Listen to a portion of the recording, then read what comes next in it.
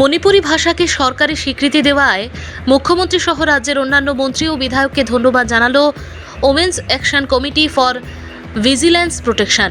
এদিন লক্ষ্মীপুরে এক সাংবাদিক সম্মেলন ডেকে ভাষা স্বীকৃতি পাওয়ায় খুশি ও ধন্যবাদ জ্ঞাপন করেন কমিটির কর্মকর্তারা।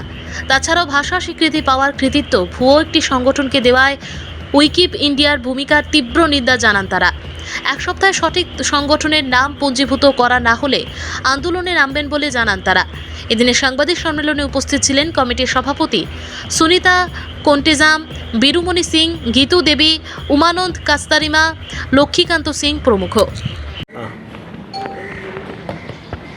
প্ৰথমত আমি ধন্যবাদ জনাইছোঁ অসমৰ chief minister Shri doctor Himanta Biswa Sarma আৰু কেবিনেট মিনিষ্টাৰ আৰু MP সেই সময়ৰ ৰাজদীপ ৰয়, MLA কৌশিক ৰায়, MLA দীপায়ন চক্ৰৱৰ্তী আৰু এতিয়াৰ MP পৰিমল শুক্লবৈদ্য। তেখেতে খুব কষ্ট কৰি কেনে আমাৰ মণিপুৰী ভাষা 4টা ডিষ্ট্ৰিক্ট অফ আসামত যে স্বীকৃতি দিলে, বিল যে পাছ কৰিলে, সেইটোৰ কাৰণে খুব আমি আনন্দ।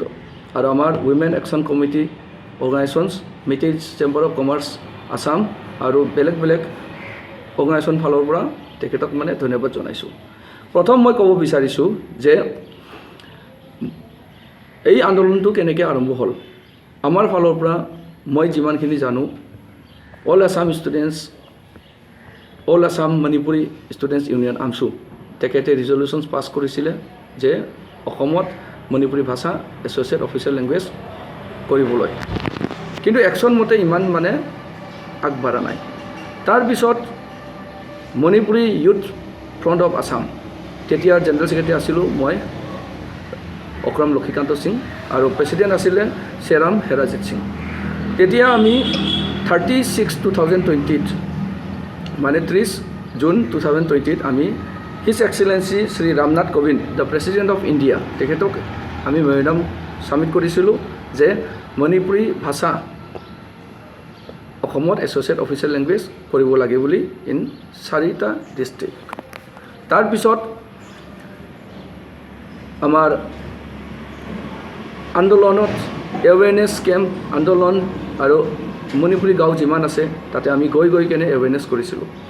ভিতৰত আন্দোলন কৰোঁতে আমাৰ লগত সহযোগ কৰিছিল women action committee for village protection Lakhipur পুনক। তেখেতে ৰড ব্লকেট কৰিছিলে। তেখেতৰ সেই সময়ৰ এতিয়াও প্ৰেছিডেণ্ট সুনিতা কণ্ঠেজম আৰু জেনেৰেল ছেক্ৰেটাৰী মালেশ্বৰী তেতিয়াৰ, এতিয়া লিলি শৰ্মা, তো চব মিলি কেনে নেশ্যনেল হাইৱে ব্লকেট কৰিছিলে। তাৰপিছত মেম'ৰেণ্ডামো ছাবমিট কৰিছিলে, DC-ৰ ওচৰতো ছাবমিট কৰিছিল, অসমৰ চিফ মিনিষ্টাৰৰ ওচৰত ছাবমিট কৰিছিল। আমাৰ কথাটো হৈছে যে চব সংগঠনে, মণিপুৰী সংগঠনে চব কাম ভালদৰে কৰিছে। তাতে উইমেন একশ্যন কমিটি যে ইমান ডাঙৰ এটা ৰড ব্লকেট কৰি কিনে যে কৰিছে, এজিটেশ্যনছ কৰিছে, এটা এক্সট্ৰিম লেভেল। সেইকাৰণে তেখেতক ধন্যবাদ আমি এনি টাইম জনাইছোঁ আমাৰ ফালৰ পৰা। আৰু চব সংগঠনে তেখেতৰ নামো কৰিব লাগে। আৰু ৰীনা সিং MDC চেয়াৰমেন, তেখেতে পলিটিকেলি যে পলিটিকেল লিডাৰ্ছবিলাক আছে তেখেতৰ লগত মিটিং কৰোঁতে, ছ'চিয়েল অৰ্গেনাইজেশ্যনছৰ লগত মিটিং কৰোঁতে তেখেতে বহুত ভাল কাম এটা কৰিছে, তেখেতে বহুত সহযোগ কৰিছে। সেইকাৰণে তেখেতৰ নামো থাকিব লাগে বুলি আমি জনাইছোঁ। Thank you. মোৰ হৈ গ'ল। প্রথমে আমি আমাদের মণিপুরি ভাষাকে আসামের associate official language bill pass করার জন্য আমাদের মাননীয় মুখ্যমন্ত্রী শ্রী ডক্টর হিমন্ত বিশ্ব শর্মা মহাশয় আর আমাদের এডুকেশন মিনিস্টার শ্রী মাননীয় শ্রী রঘুষ পেগু মহাশয়, আমাদের লোকাল MLA শ্রী কৌশিক রায় মহাশয়, সবাইকে আমি ধন্যবাদ জানাই আর আমাদের মনের আনন্দটা প্রকাশ করি। আমাদের এই আন্দোলনে মানে এইটাকে পাওয়ার জন্য এখন বলেন যে AAMSU, all Assam Manipuri student union আৰু Manipuri language protection coordination committee আৰু এই আমাদের women action committee for village protection আর অন্য অর্গানাইজেশন সবাই মানে সাহায্য করি। আর এইটার মেন লিড হয়ে চলছে মাইফা Manipuri youth federation of Assam, front of Assam, সবাই মিলিয়া এটাকে এই পর্যায়ে আনার জন্য খুব চেষ্টা করিয়া এখন আমরা এটা এই পাওয়া গেছে, এখন সেটা অফিসিয়াল ল্যাঙ্গুয়েজটা পাওয়া গেছে।